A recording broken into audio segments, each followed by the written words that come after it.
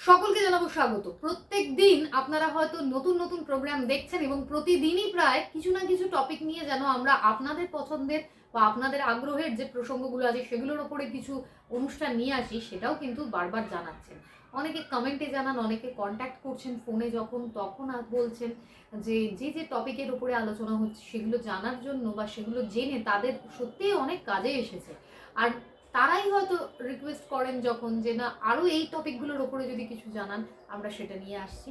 এরই সাথে দর্শক বন্ধুরা, দেখতে দেখতে প্রত্যেকবারের মতন আমরা কিন্তু আমাদের যে এই প্রোগ্রামে 12টি রাশির সম্বন্ধে জানার আগ্রহ সকলেরই রয়েছে এবং সেটা আমরা জানার একটা প্ল্যাটফর্মও কিন্তু পেয়ে যাই। শ্রী ভৃগু অ্যান্ড মোটিভেশন এই ইউটিউব চ্যানেলের সঙ্গে জুড়ে রয়েছেন যে সকল দর্শক বন্ধুরা, তারা যাদের এর আগে আমরা যে যে রাশিগুলো সম্বন্ধে প্রোগ্রামের সুযোগ পেয়েছি জেনে যাওয়ার, আমরা জানতে পেরেছি। আর যাদের মধ্যে এখনো বাকি রয়ে গেছে কিছু রাশি, আজ আমরা চেষ্টা করব তাদের নিয়ে ডিসকাস করার। তবে কোন রাশির কথা হবে জানাচ্ছি, তার আগে স্বাগত জানাই আমাদের অতিথিকে।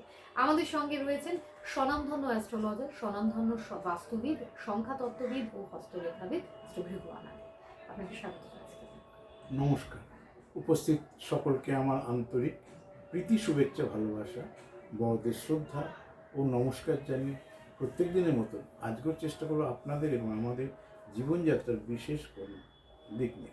দাদা, দর্শকদের যদি বলেন যে নতুন ইংরেজি ইয়ারে এই যে 12টি রাশির মধ্যে থেকে আপনি আজ মকর রাশির জন্য যদি কিছু ইনফরমেশন দর্শকদের জানান।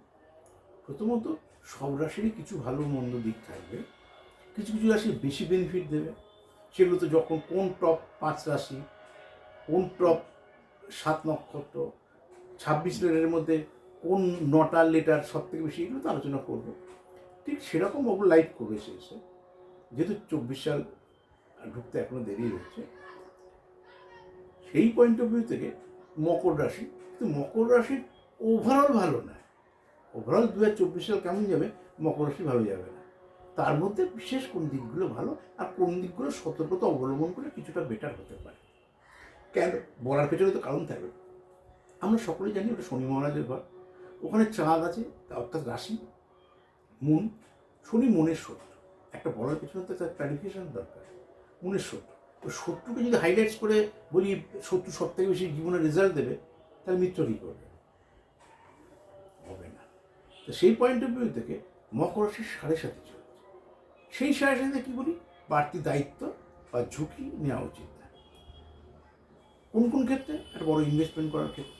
ব্যবসা তো করবোই, কাজ তো করবোই, চাকরির জন্য অ্যাপ্লাই তো করবো, কিন্তু আপনার অ্যাম্বিশনটা স্থির করুন। কীরকম? আমি ম্যানেজমেন্ট পাস করে বসে আছি, এত লক্ষ টাকা প্যাকেজ ছাড়া আমি যাবো না, এটাকে কাটতে হবে জীবনটা 2024 সালে। তবে 2024 সালে এন্ট্রিটা আপনার ভালো হবে। তাহলে অন্য রাশির যার পিক টাইম 2024 সাল, সে ওটা অ্যাকসেপ্ট করে নিয়েছে। তারপর আগে তো কাজ পাওয়া, তারপর তো প্রমোশন, আগে তো বিয়ে করা, তবে তো সন্তান লাভ, সন্তান হলো তবে তো সন্তানের প্রতিষ্ঠা। অনেকে আগে থেকে ভেবে এই ছাড়া করবো না, যেটা মকর রাশির সব থেকে বলবে। নাহলে মকর রাশি 2.5 বছর বসেই থাকবেন, কিছুই করতে পারবেন না। এখন তো 24 সাল নিয়ে আলোচনা করছি, তাহলে 25 অব্দি আমার খারাপ, তা 24 সাল কিছুই করতে পারবেন না। তাহলে আমাকে সাবধানতা হবে, কোন জায়গাগুলো ফোকাস থাকতে হবে। মা বাবার প্রতি আন্তরিকতা থাকবে, কারণ পিতৃমাতৃ বিয়ে হওয়ার কিন্তু সম্ভাবনা থাকবে, ম্যাক্সিমাম খারাপ পেস। ইনভেস্টমেন্ট করবো, রোজগার তো করবো। ইট, বালি, সিমেন্ট, সুরকি, পাথর, সাপ্লাইয়ের কোনো ব্যবসায় ইনভেস্টমেন্ট করবো না। যদি তার সাথে ইনভলভ থাকি, তাহলে চেষ্টা করবো নিয়ন্ত্রিত নতুন করে বড় কোনো ইনভেস্টমেন্ট সেখানে বাড়াবো না। কি নতুন কোনো ইনভেস্টমেন্ট আমি করতে যাই, তাহলে আমাকে চেষ্টা করতে হবে জল জাতীয় কোনো ব্যবসা করা। সেটা লিকুইড যে কোনো কিছু হতে পারে, যে ধরুন লিকুইড কেমিক্যাল, যেরকম ওয়াইন, তো ওয়াইন শপ করতে পারি, আমি বারকাম রেস্টুরেন্ট বানাতে পারি, আমি মিনারেল ওয়াটার প্ল্যান্ট করতে পারি। অবশেষে আমার ক্ষমতা নেই, কিন্তু আমি একটা জলের দোকান করতে পারি, বা লুচি, তরকারি, কচুরি দোকান করতে পারি। এত ছোটো ব্যবসাগুলো বলি না, মানে ব্যবসা ছোটো বড়ো না, অনেক সময় হাস্যকর বলে অনেকে। আমার কাছে ব্যবসা ছোট, মানুষ কিন্তু বলছে এখন শুভ না, না কাজের ছোটো বড়ো হয় না, ব্যবসার ছোটো বড়ো হয় না, কিন্তু আপনারা বিভাজন করছেন কাজের ছোটো বড়ো। এই যে বললাম লুচি, তরকারি, কচুরি, স্যার আপনি নিজে লুচি, তরকারি, কচুরি দোকান করবেন? একটা সম্প্রদায়ের লোক বলবে কথা এটা উদাহরণ হতে পারে না। জানেন এটাকেও বলেছি, ঘুগনি বেচে কোটিপতি একবারই 3 বোনকে বিয়ে করেছে, একতলা দোতলা তেতলায় থাকে, এটাকে তো বহুবার বলেছি, উদাহরণ দিয়ে বলে নেব। কারণ কখনো কোনো কেউ যদি বলে যে চপের দোকান করুন, মুড়ির দোকান করুন, তখন বলে শিল্প আসছে না, চপের দোকান, এই করে তো আপনারা আলোচনা করেন, ওই জন্য এই কথাগুলো বেশি বলতে চাই না। কিন্তু আমাকে তো সবার কথা মাথায় রেখেই বলতে হবে, আমজনতা। যাকে বলছি আপনি এক কাজ করেন, একটা বড় রেস্টুরেন্ট করুন, ওই টাকা পাবো কোথায়? টাকা নেই। তাহলে আমি চপ টপ নানা রকম ভেজিটেবল চপ টপের ঠেলা গাড়িতে 5,000 টাকা দিয়ে একটা গাড়ি কিনে তার মধ্যে করবো, কিন্তু 10,000 টাকা আমি জোগাড় করে নিতে পারবো। আপনি বললে আমি হ্যাঁ না বলতে পারি, কিন্তু আমার বলার রাইট নেই। যেই বলবো আপনার মিনিমাম ক্যাপাসিটির মধ্যে 5,000 টাকা দিয়েও আপনি একটা ব্যবসা শুরু করুন, চপ টপ ভাজা টাজা করুন, কিন্তু আপনি নিজে করবেন। মানুষের যখন বলতে তখন মানুষ উল্টো কথা বলবে, ওই জন্যে কথা বলছে মুখ দিয়ে বেরিয়ে গেল, কিন্তু ওইভাবে বলার চেষ্টা করুন। যার ক্ষমতা, যার চিন্তাভাবনা, সে সেই কোয়ালিটির লোক সেই কাজের সঙ্গে যুক্ত থাকে, কিন্তু করুন, এটা বোঝাতে চাইছি আপনি। কারণ লোকে কেউ কেউ আছে লাখ লাখ টাকা ইনভেস্ট করেও যে রোজগার পার্সেন্টেজ করতে পারছে না, ও সাধারণ ব্যবসায় ইনভেস্টমেন্ট করেও অনেক বেশি সোর্স অফ ইনকাম বাড়িয়ে তুলেছে। দেখুন কথার কথা বলছি, আমি বলছি না আপনার কিছু করবেন তো আপনি। ধরুন আমাদের চারিদিকে ফুটপাথ দেখি না, বেশি ওয়েস্ট বেঙ্গল কলকাতাতে ফুটপাথ দেখি না চারিদিকে, কিন্তু বড় বড় দোকানগুলো বসে আছে ফুটপাথ পার ডে একটা রোজগার করেই চলে যাচ্ছে। আমরা বলি না আপনারা আমরা এরা যে যাতায়াত করে 2 বোন তো এলাটিং বেলাটিং শৈল করতে করতে ফ্রাইড রাইস খাচ্ছে, এখানে খাচ্ছে ওখানে খাচ্ছে, কারণ এখানে হয় 40 টাকার ফ্রাইড রাইস, রেস্টুরেন্টে গেলে 200 টাকার ফ্রাইড রাইস। ভাই দুই জীবনে এটাই ঠিক আছে আমার, জানি এর তেল মেক্সাচ্ছে ওর তেল মেক্স, নিজেরাই বলছেন, কিন্তু আবার বলছে হেলথ কনসাস, কিন্তু পয়সাটা তো পারমিট করছে না। এখান থেকেই করি, ওদের সেলও বেশি, বড় দোকানের সামনে বসে আছে, ফুটপাথ তুলছেও না, উঠবেও না, ইনভেস্টমেন্টও নেই, ওখান থেকে রোজগার করছেন। একটা মানুষ কত টাকা রোজগার করে যাচ্ছে আপনারাই বলেন। যখনই আমি আপনাকে বলবো আপনার ক্যাপাসিটি নেই, আপনি ফুটে একটা দোকান করুন, তখন বলুন আপনার কাছে কিন্তু এই অ্যাডভাইসের জন্য আসে, খুব ভালো করে বোঝার চেষ্টা করুন। তখন এটা বিবিধ এই কথা নিয়ে আলোচনা করে।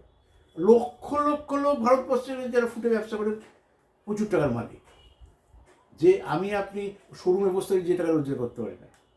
কাজে ওই অর্থে বলা ছোটো বড় নেই, আপনি নিজে ডিসাইড করবেন, আমি ভাগ্য নিয়ে প্ল্যানিং করব। তাই মকরের কিছু সমস্যা কিন্তু থাকবে, ডিসাইড করার সমস্যাটা একটু আগে বললাম। বরঞ্চ মা বাবার প্রতি ধ্যান দিন, কতদিন মা বাবাকে পাবেন আমি জানি না। অসুস্থ থাকলে তাকে পরিষেবা দেওয়ার চেষ্টা করুন, কাজ বন্ধ করে নয়। রোজগার না থাকলে ওষুধ এনে দেবেন করে, সেই জায়গাটাকে ফোকাস রাখুন, নিজের স্বাস্থ্যের প্রতি সতর্কতা অবলম্বন করুন, পরিবারের প্রতি ধ্যান দিন, কর্মের প্রতি গুরুত্ব দেন, হনুমান চালিসা একটা পাঠ করুন, অথবা 25 গায়ের মধ্যে একটা কোমরে কালো করে সীসা করুন, নারী হোক পুরুষ হোক, দেখবেন না, কারণ ব্যবসা সবাই হতে পারে।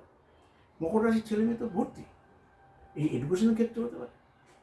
এডুকেশনের ক্ষেত্রে ইয়ারে আটকে যাওয়ার সম্ভাবনা থাকে, তখন কত 5টা সেমিস্টার 2টো সেমিস্টার আটকে গেছে, পাস আউট হতে পারবে না, এরকম নানাভাবে।